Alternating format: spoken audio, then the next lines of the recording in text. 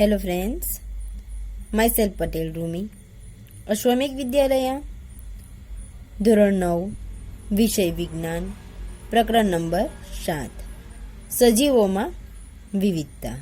મિત્રો, આપણે આગલા વિડિયો લેક્ચરમાં સુકાયક એટલે એકાંગી વનસ્પતિ વિશે માહિતી મેળવી હતી કે જે વનસ્પતિઓનો દેહ મૂળ, પ્રકાંડ અને પર્ણમાં વિભેદિત પામેલો નથી અને તેમાં સમવિભાજન જોવા મળતું નથી, તેને સુકાયક વનસ્પતિ કહે છે.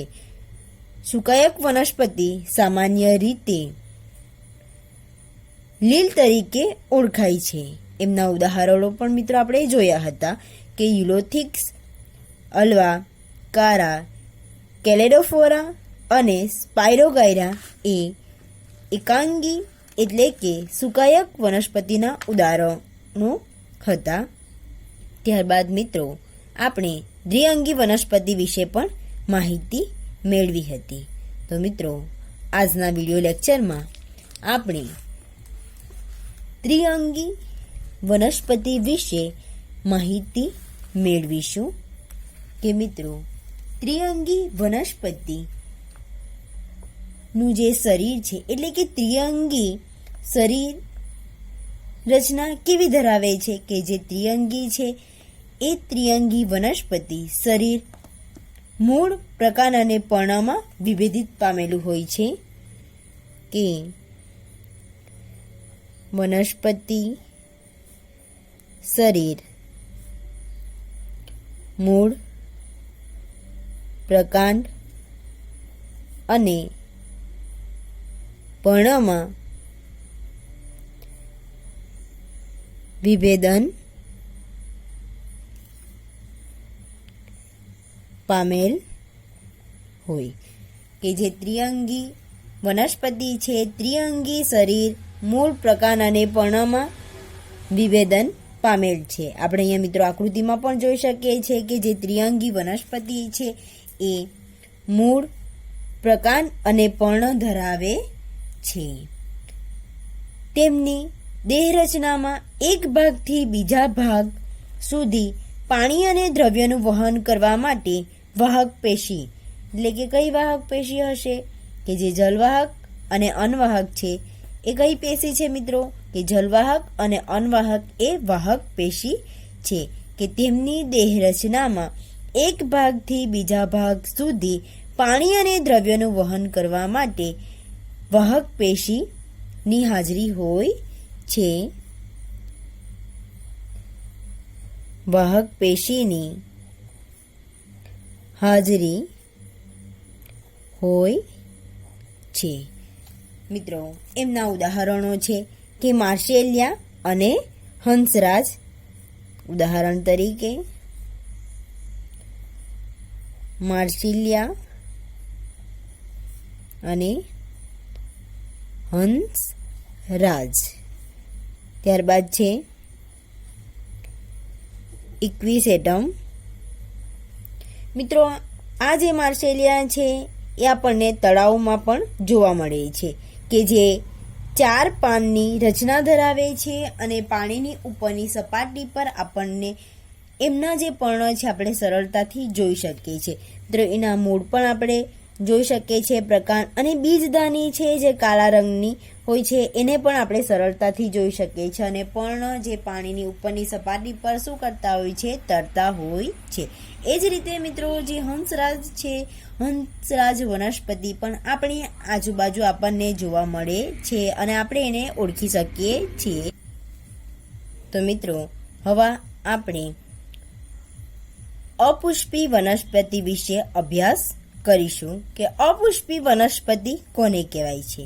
મિત્રો, આપણે સુકાયક, દ્વિઅંગી અને ત્રિઅંગી વનસ્પતિઓ વિશે અભ્યાસ કરી ગયા છે કે કેવી વનસ્પતિ છે કે જે એકાંગી, દ્વિઅંગી અને ત્રિઅંગી જે વનસ્પતિ છે એ અપુષ્પી વનસ્પતિઓ છે અને એને અપુષ્પી વનસ્પતિઓ કહે છે. અપુષ્પી વનસ્પતિ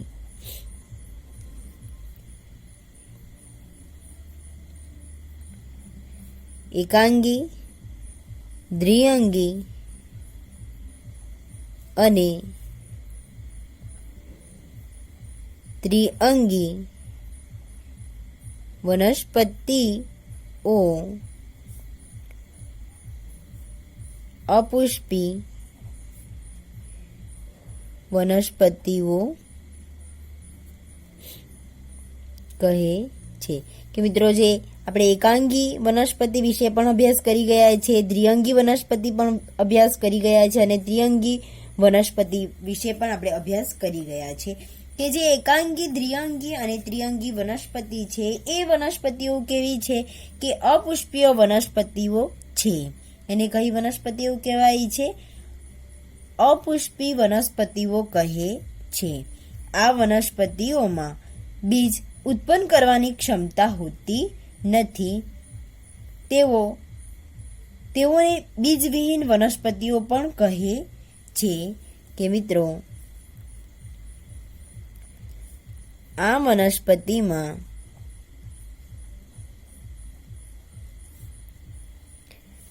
બીજ ઉત્પન્ન કરવાની ક્ષમતા હોતી નથી. તેથી તેઓને બીજવિહીન વનસ્પતિઓ પણ કહે છે. કે આ જે મિત્રો એકાંગી વનસ્પતિ, દ્વિઅંગી વનસ્પતિ અને ત્રિઅંગી જે વનસ્પતિ છે તેઓ બીજ ઉત્પન્ન કરવાની ક્ષમતા હોતી નથી. તેથી તેમને બીજવિહીન વનસ્પતિઓ પણ કહે છે. આ વનસ્પતિઓમાં નગ્ન ભ્રૂણ જોવા મળે છે, જેને બીજાણુ કહે છે. મિત્રો બીજ અને બીજાણુ બંને વસ્તુ અલગ છે. કે આ વનસ્પતિમાં નગ્ન ભ્રૂણ જોવા મળે છે. આ વનસ્પતિઓમાં નગ્ન ભ્રૂણ જોવા મળે છે. તેને બીજાણુ કહે છે. મિત્રો તમને ક્વેશ્ચન પૂછી શકાય કે બીજાણુ કોને કહે છે? કે બીજાણુ કોને કહે છે? તો વનસ્પતિઓમાં નગ્ન ભ્રૂણ જોવા મળે છે અને તેને શું કહેવાય છે? બીજાણુ કહે છે. તેઓ પ્રજનનાંગ અપ્રત્યક્ષ હોવાથી અને અપ્રત્યક્ષ પ્રજનન અંગોવાળી વનસ્પતિઓ કહે છે. મિત્રો એ જે વનસ્પતિ છે એ વનસ્પતિમાં પ્રજનનાંગ અપ્રત્યક્ષ હોવાથી તેમને અપ્રત્યક્ષ પ્રજનન અંગોવાળી વનસ્પતિ પણ કહે છે. ત્યારબાદ છે મિત્રો કે સપુષ્પી વનસ્પતિ કોને કહે છે? કે મિત્રો જે વનસ્પતિઓમાં પ્રજનન પેશી પૂર્ણ સ્વરૂપે વિકાસ અને વિભેદન પામેલી હોય છે તેને પ્રજનન ક્રિયા પછી બીજ નિર્માણ કરતી હોય તેને સપુષ્પી વનસ્પતિ કહે છે.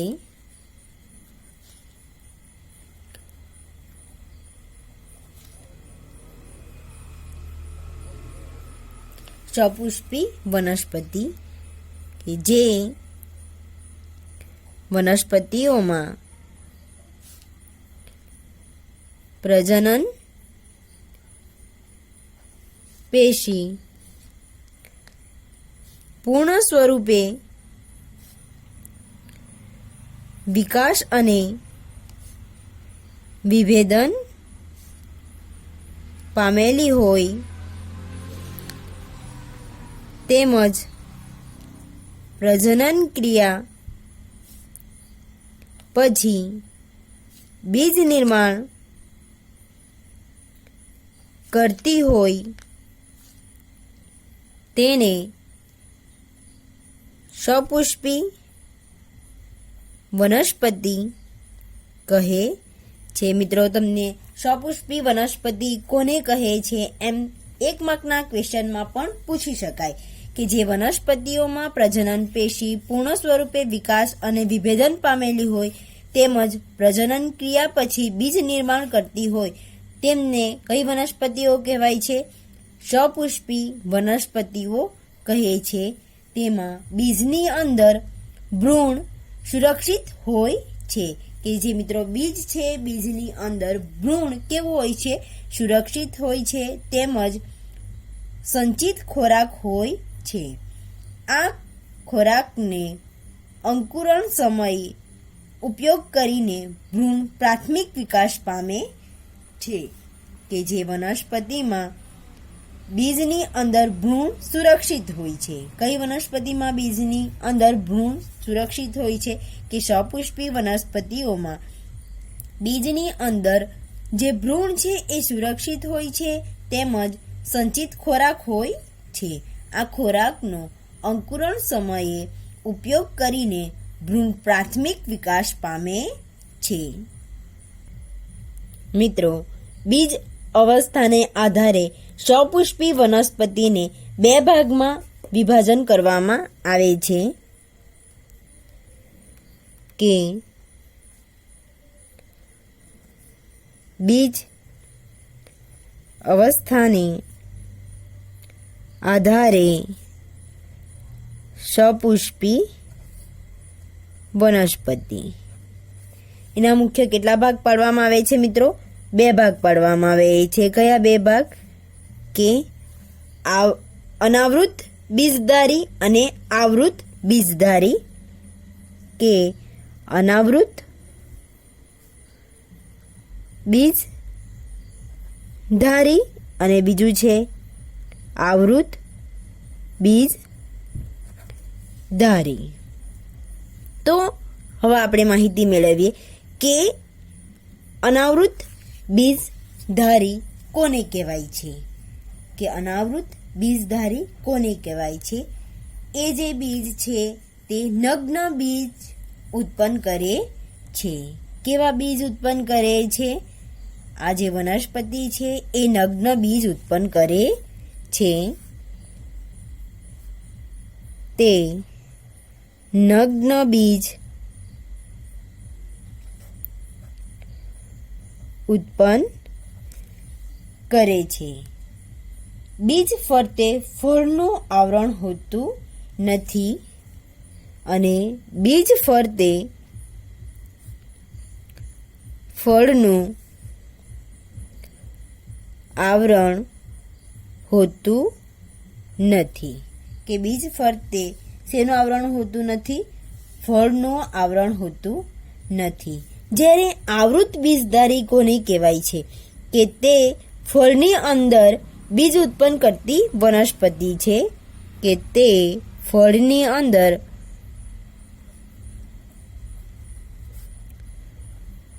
બીજ ઉત્પન્ન કરતી વનસ્પતિઓ છે. જે આવૃત બીજધારી કોને કહેવાય છે? કે તે ફળની અંદર બીજ ઉત્પન્ન કરતી વનસ્પતિઓ છે. તો મિત્રો, આપણે અનાવૃત બીજધારી વિશે માહિતી મેળવીએ કે અનાવૃત બીજધારી કોને કહેવાય છે? કે તે નગ્ન બીજ ઉત્પન્ન કરે છે અને બીજ ફરતે ફળનું આવરણ હોતું નથી. અનાવૃત બીજધારી એ કેવો શબ્દ છે?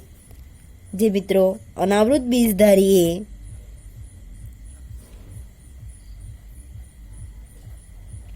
એ ગ્રીક શબ્દ છે. કયો શબ્દ છે? ગ્રીક શબ્દ છે. તેનો અર્થ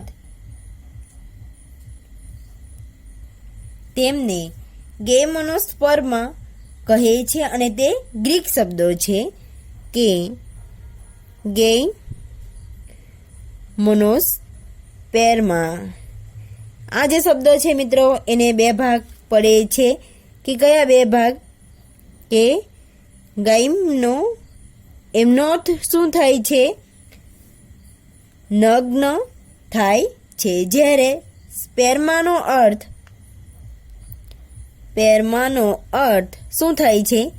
બીજ થાય છે. મિત્રો, આ બે શબ્દો મળીને ગાયમોનોસ્પર્મા બને છે અને એ જે શબ્દ છે કયો શબ્દ છે? ગ્રીક શબ્દ છે.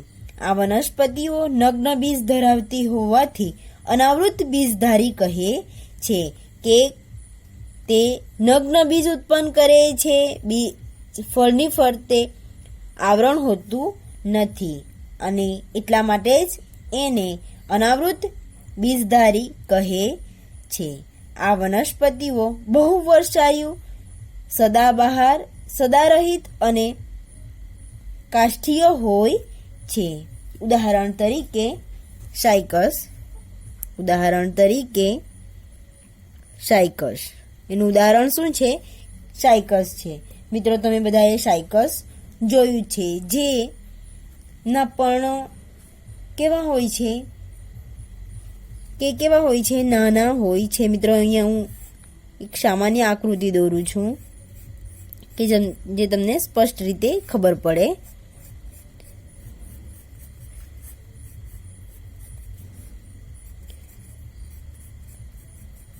તો મિત્રો, આ જે એમના જે પર્ણ છે કડક હોય છે અને નાના હોય છે. મિત્રો, એ જે સાયકસ છે આપણને જોવા મળે છે. અને બીજું એમનું ઉદાહરણ શું છે? પાઇનસ. ઉદાહરણ તરીકે સાયકસ અને બીજું છે પાઇનસ. મિત્રો, આપણે હવે આવૃત બીજધારી વિશે માહિતી મેળવીએ કે આવૃત બીજધારી કોને કહેવાય છે. કે આવૃત બીજધારી વનસ્પતિઓમાં બીજ ફળની અંદર ઢંકાયેલ હોય છે. કે આવૃત બીજધારીમાં તે ફળની અંદર બીજ ઉત્પન્ન કરતી વનસ્પતિઓ છે. ક્યાં બીજ ઉત્પન્ન કરે છે? ફળની અંદર. તેમના બીજ બીજાશયમાં વિકસે છે. ક્યાં વિકસે છે? તેમના બીજ બીજાશયમાં વિકસે છે અને બીજાશય ફળમાં રૂપાંતરિત થાય છે. તેમાં ખોરાક સંગ્રહ બીજપત્રોમાં અને ભ્રૂણપોષોમાં થાય છે. કે તેમાં ખોરાક સંગ્રહ બીજપત્રોમાં અથવા ભ્રૂણપોષમાં